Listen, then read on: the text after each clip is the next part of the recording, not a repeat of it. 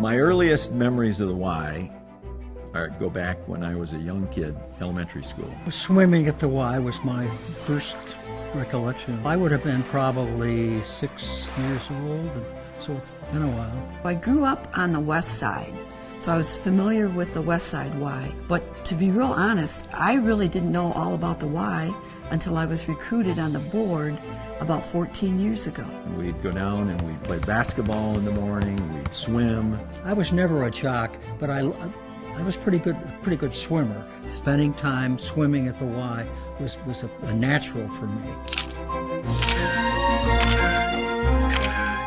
I always enjoyed going to the Y because in the old days you'd go downstairs and they'd have a facility. They keep your workout gear and they'd hand out towels. And Pinky Hendricks was Pinky. I remember Pinky. He lived at the Y. He was always there, Pinky. I don't know if he had a last name. He would always kind of quiz you as to what are you doing and what's going on. But he was just a character, just a great guy. It was a real community.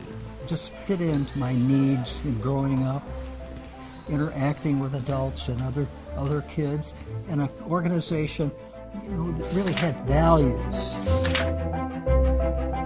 The impact on families that have a need has been really dramatic.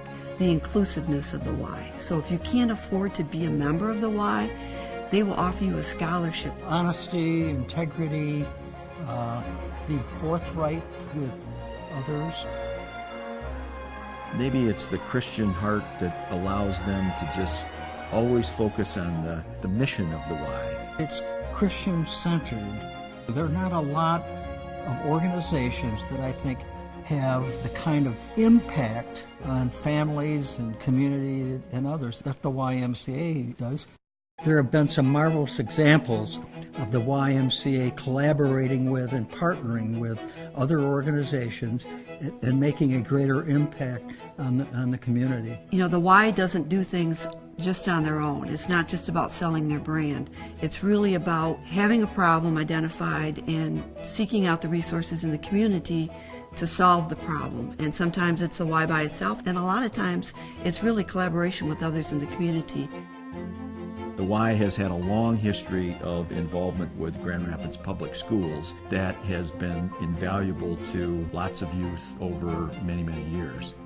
It's a great safe space for teens to help them grow and explore and find themselves.